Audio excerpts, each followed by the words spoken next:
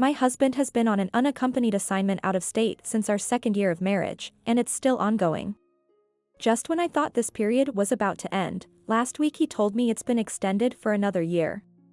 I had been patient, thinking it was just for a year, but another year seems too much. I can't help but worry that this will just keep getting extended, year after year, and I ended up taking it out on him a bit. But he said there's no one else willing to go, and since he's already spent a year there, they asked him to stay another year, and he felt he couldn't say no. I felt like a child throwing a tantrum and ended up agreeing over the phone. Then, at the hair salon, I ran into the wife of one of his colleagues. Naturally, we ended up talking about our husband's assignments. I mentioned the one-year extension. She said, "Oh? But wasn't it your husband who requested it?" No, I replied. He's been saying he wants to come home every day, and it was the company that pushed him into it.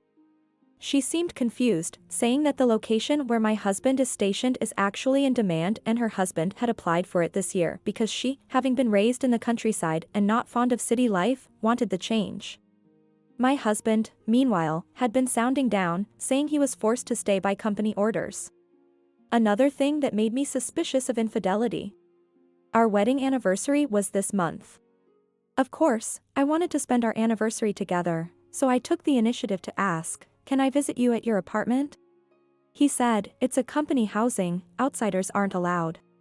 "So, I'll book the hotel and let's spend the night together," I suggested. He replied in a roundabout way, "That'd be a waste of money. I'll be coming over at the start of next month anyway." It felt like he was telling me not to come. At first, when he was newly assigned, he'd say, "If you're ever feeling lonely, you can come see me." Now, he treats his wife like an outsider. Are there really companies that don't allow anyone into their company housing? I could understand if it was a men's dormitory or something, but that's not the case. And then, to add insult to injury, my husband was supposed to come home early next month, but that's been cancelled for work reasons too. My kind husband, who never missed a month, would come home just to eat my cooking. At first, I really worried he'd become a total workaholic. But then I remembered those words from a coworker's wife. Now I'm leaning towards the idea that my husband is lying. I've been to the company housing once when he moved. He doesn't come home more than once a month because the company pays his travel expenses, so I never went to his place after that. But I know where he lives. I learned for the first time that no outsiders were allowed in. I keep saying it, but I am his wife. Now, I can't help but think of infidelity. It's shockingly upsetting. But it's not confirmed yet. I haven't asked my husband directly yet. He apologized today as usual for canceling our plans. I'm thinking about going to the company housing directly. But I wonder if he'd hate me if I just showed up?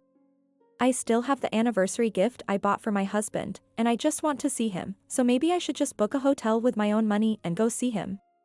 If it still feels suspicious when I get there, I might consult a detective agency. I've decided to go this weekend. It's probably better to keep it a secret from my husband. What's wrong with a surprise visit from his wife? That thought made me feel a bit more positive. Afterwards, I secretly booked a flight and a hotel and went to where my husband was assigned. After checking into the hotel, I went to my husband's house right around the time he gets off work. This place is a 2-story apartment building with no fancy security like automatic locks. I took a cab and just as I was about to pay and get out, I saw a woman entering my husband's apartment. I froze, and the taxi driver had to urge me to hurry up and get out. Wondering if I had made a mistake with the room, I double-checked the address and went up to the door, but yes, it was the same room the woman had entered.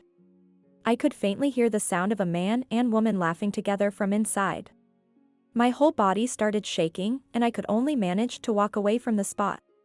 Still, I couldn't completely give up hope, or maybe I still wanted to believe in my husband. I felt like a stalker, but I couldn't settle my mind without confirming if he really lived there, so I ended up hiding in the shadow of a car in the parking lot and watched. About an hour later, an Uber Eats delivery person arrived at my husband's place. The door opened, and it was my husband who took the delivery. The woman hadn't come out, so they were probably enjoying dinner together. There were people around, so I went back to the hotel. It was about a 20-minute cab ride, but I walked back to the hotel instead. My mind just wasn't working properly. I must have walked for more than 2 hours.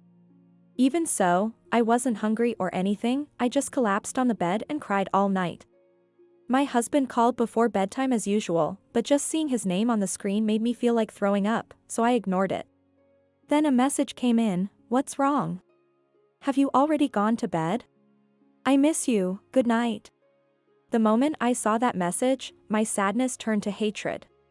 He had the nerve to contact me like nothing was wrong after seeing that woman. And then I thought, I'll get my revenge. The next day, after checking out of the hotel, I sold the gift I had bought for my husband at a pawn shop.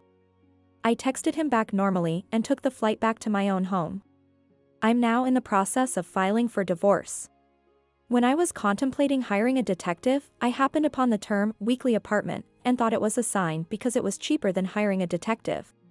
I thought about living near my husband's place for about a week to gather evidence myself.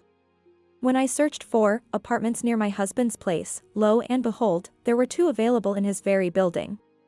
I immediately inquired and one was right next to my husband's, and super cheap, can you believe it? Plus, they said it was available for immediate reservation, starting from 1 week before. I booked right away. It was during Thanksgiving week, so I had a long holiday from work. Everything was going too well, I was sure some divine force was on my side. I started to feel strangely excited. Any lingering hope or attachment I had for my husband seemed to have vanished. Then came the day of the move. I successfully moved into the room next door without my husband noticing. It was such a surreal feeling. I had told my husband that I would be traveling with family over Thanksgiving week, so to keep calls to a minimum. After a while, I could hear noises from next door, the sound of the door closing, footsteps inside. Being a wooden building, the sound traveled easily. I could faintly hear my husband's voice on the phone if I listened hard enough. Then, I heard the front door open and close again, along with a woman's voice. The woman had come again. And I could hear their conversation. Somehow, I felt a sense of superiority.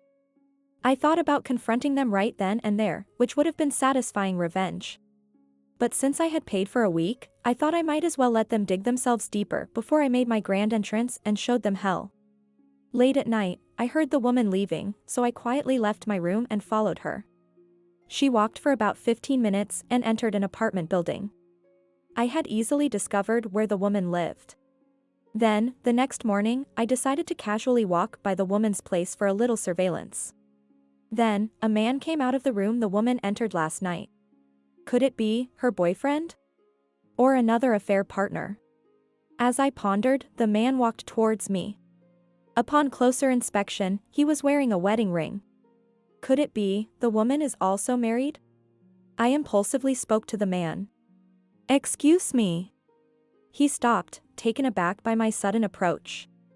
I had managed to stop him, but I hadn't planned what to say next, so I ended up mumbling. I must have looked incredibly suspicious. With the man slightly taken aback, I showed him a picture of the woman I had taken secretly the day before and asked, "Is this your wife?" He responded, "Yes, she is, but..." So it's a double affair then. At that point, I bluntly told the woman's husband that our spouses might be having an affair. The woman's husband, Thomas, furrowed his brow but listened to my story and said, "I have work now, but can we talk again after I'm done? I'm not doubting you, but I need to see for myself," so we agreed to meet again after his work. Thomas informed me that the woman was still at home, so after parting ways, I went into a nearby McDonald's to have breakfast while keeping an eye on her movements. Around noon, I saw the woman leave her house and head towards my husband's place, and I quickly left to follow. Sure enough, she entered my husband's house. She even had a key, acting just like a wife. Day 1, I pinpointed the woman's home. Day 2, I successfully made contact with the woman's husband. I was impressed with my own efficiency. Then I went back home and waited, overhearing cheerful conversations from next door. After a while, it suddenly got quiet. And then, to my dismay, I started hearing moans and rhythmic banging noises. My worst fears were unfolding before me. Though I wanted to block my ears, I turned on my phone's recording feature and pressed it against the wall for about 10 minutes. In the evening, Thomas messaged me saying he was done with work. Since my husband and the woman seemed to be asleep in the room, I told Thomas to meet me at a cafe in front of the apartment, advising him to disguise himself slightly. Then, I met up with Thomas. We sat at a cafe table with a view of the apartment and I explained how I ended up living next door, what the two had been up to today, and that right now, your wife is sound asleep in my husband's apartment. While we talked and drank coffee for about an hour, Thomas's phone rang with a call from his wife. "I'll be home late today, what about you?" After giving me a look, Thomas replied, "I've got a pile of work today, doesn't look like I'll make it home." Thomas, a self-employed man, often has a busy schedule and spends a lot of time away from home. He mentioned, "I guess it's partly my fault that my wife turned to someone else." When I asked, "So, you're just going to let it slide?" he firmly said, "No, I can't forgive this." And right after that call, movement came from the target couple. Finally, my husband and the woman emerged from the room together. There they are. Thomas saw his wife and slumped his shoulders. I excitedly snapped photos as conclusive evidence. The woman was wearing my husband's clothes, and both were wearing hats pulled down low, clearly a bit cautious of their surroundings. And then, Thomas, having faced reality, asked, "If it's all right, may I stay in your place for a while?" Successfully gaining the woman's husband as an ally, I felt unstoppable, and thus began the strange cohabitation with Thomas. Thomas went back to his office to gather some work tools and personal items and then came to my place. He told his wife he was on a business trip. Thomas was always working inside the house. It was awkward at first, but since Thomas was so open and chatty, we warmed up to each other quickly. I was relieved because Thomas agreed to cover all living expenses in exchange for letting him stay. The woman, thinking her husband was away, seemed too happy and didn't return home but stayed at my husband's place instead. At night, those sounds and voices came again. Thomas, hearing it for the first time, was shocked. "We can hear everything so clearly." Amazed at the non-existent soundproofing of the wooden apartment, we immediately began our revenge. When my husband and the woman were getting into it, Thomas and I started knocking on the wall. At first, just a gentle tap-tap. Then, after a pause, we banged harder, thump-thump. The noises from next door abruptly stopped. They must have realized their sounds were audible to the neighbors. Yet, after a while, they began again, so this time Thomas went all out, smacking the wall with his palms, thud thud thud. Thomas and I knew we couldn't let out a laugh, so we were wheezing quietly, rolling around when "Quiet," came my husband's voice. Thomas and I looked at each other and whispered in a very soft voice, "Huh? Who's being noisy now?" trying to keep quiet as we laughed painfully. After being scolded by my husband, we kept quiet for a while, and they seemed to continue quietly on their side. Then the intercom from my husband's place rang, "Uber here." "No, not here. We didn't order anything," my husband responded. Irritated by the interruption to their activities, I heard my husband's annoyed voice. So, acting confused, I opened the door for the bewildered Uber delivery guy and waved him over to take the order. Apparently, I had mistakenly ordered to the wrong apartment. According to Thomas, the woman was furious about being constantly interrupted. Since Thomas had said I could order whatever I liked, I chose my favorite food, and we toasted with beer from the convenience store. Thinking we had tormented them enough for the day, then the intercom at my husband's place rang again. An unexpected visitor caused Thomas and me to freeze instantly. Then we heard the two of them arguing and stomping, followed by the woman yelling, "What now?" as she opened the door to the visitor. "Oh. This is PBS," came the visitor's reply, and Thomas and I were dying. "Never come back here, idiot," and she slammed the door, leaving PBS to quietly descend the stairs. Poor timing for the PBS guy. Maybe it was the intensity of the woman's spirit, but for some reason, PBS never came to our room. The woman, still in a bad mood after returning inside, complained, "Can't we get a better place? I'm sick of all these interruptions," and stormed out, saying she was going home. Left behind, my husband was also angry, muttering and throwing things around. Thomas and I quietly celebrated our successful interference. Then, the next night, the woman returned. Despite all her complaints, she showed up again. Then, it was time for their routine. Day in, day out, it was truly relentless. The woman's moaning was intense. It felt like we were the ones being tormented, so we fought back with our own annoyance by banging on the wall at the climax of their activities. Thomas seemed to enjoy this too, which was a relief. However, Thomas knocked so persistently that finally my husband lost it and came storming over to our side, hammering on our door. The continuous ringing of our doorbell forced us to enact the plan we had prepared. "What are you going to do about this?" I bellowed as a signal for Thomas to join in. "That's my line. You said our affair would never be discovered." Our acting seemed convincing enough to stop the ringing. Then, continuing, "I've been hiding it, making sure it would never be found out. But if my wife brings in a detective, it's all over. I have no idea what you're talking about. I can't pay $30,000 in damages. I'm owed $40,000. It's all because you had to call my wife, isn't it? But I just wanted a divorce as soon as possible." The conversation became incoherent halfway through, but somehow we managed to pretend to be a cheating couple whose affair was discovered by the wife, subtly threatening my husband. The strategy worked wonders. After that, my husband didn't barge in anymore, and the strange noises from next door stopped. That was how the third day ended. And then, the fourth day. Thomas had a lot of work and said he needed to return to his office, and living here continuously was inconvenient for me too, so we decided to wrap things up early. I braced myself and rang my husband's doorbell when the woman was away. "Yes, Beth. It's been a while." I had to suppress my laughter at his comically surprised face. He seemed quite flustered, turning around to make sure no woman's belongings were scattered around. "What's up?"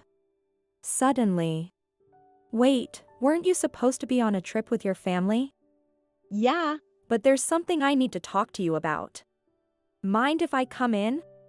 "Yes, this is company housing. I can't let anyone in." "Is that so? Well then, it's fine right here. Let's get a divorce." "Huh? What do you mean, all of a sudden?" "I just want a divorce. That's all." Then, he noticed Thomas standing beside me. "Ah, I see. You've been cheating while I was away on assignment? That's pretty low. Fine, let's get a divorce." My husband smirked deviously as he glanced at Thomas. Now, let me give you a digest of my husband's ridiculous ranting. "But make sure you pay the compensation, okay?" "Compensation? Why should I pay?" "Why?" "Because the person who cheats pays the damages. Don't tell me you didn't know that?" "Yes, I know, but..." "If you know, then don't dodge the question. You don't think women are exempt, do you? Do you even understand your situation? While your husband is working away from home, you are here banging this guy every night, right? Quite the life you've got. Bringing your affair partner to my place of assignment and demanding a divorce out of the blue, are you out of your mind? Pay up." "How much for the compensation?" "Around $40,000, I guess. I'm actually really hurt, you know. $40,000 seems a lot, doesn't it? And you're claiming from him too?" "Of course. What you two did is insane. So the person who cheated and their affair partner both have to pay $40,000 each? Is that right?" "Yes, that's right. Don't repeat it. Understand the first time. Scum. That's how it is. Mr. Thomas." "Yes, I got it loud and clear. Recording is fine. Thank you. So, please arrange to pay us both $40,000 each for damages." "Huh?" He seemed unable to comprehend the situation. At that moment, By incredible timing, the woman came up the stairs. After looking puzzledly at my face, she noticed Thomas and her deer-like legs started trembling. Yet, she seemed still confused about the situation. "Huh?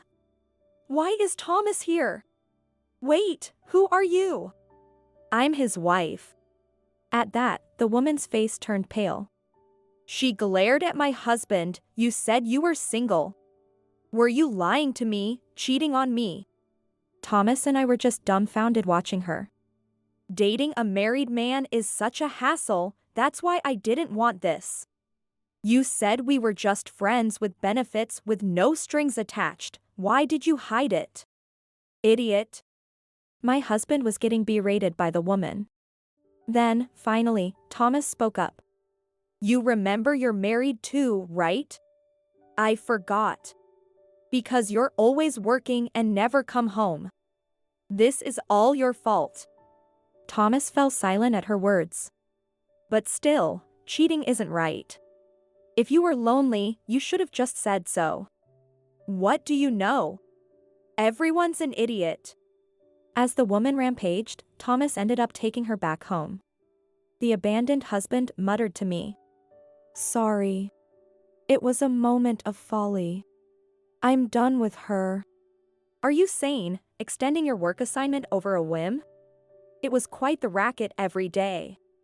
"What are you talking about? I did no such thing." "Don't lie to me. I've been living next door for the past 4 days. At that, even my husband was at a loss for words. "So, the compensation was $40,000, right? I'll be filing for that, and you're writing the divorce papers right here, right now." Crying, he said, "I don't want a divorce." "If you don't want your affair and the reason for extending your work assignment to be exposed to the company, write it fast." After an hour, he wrote it. That's how the divorce was finalized. Getting $40,000 from one person was impossible, but I managed to get $30,000 from my husband and $20,000 from the mistress. Thomas, too, chose the path of divorce with that woman. I heard from him the other day. Oh, what a tumultuous month it was. I'll wash away all the past emotions and start afresh with a positive outlook from tomorrow. By the way, Thomas and I are still drinking buddies.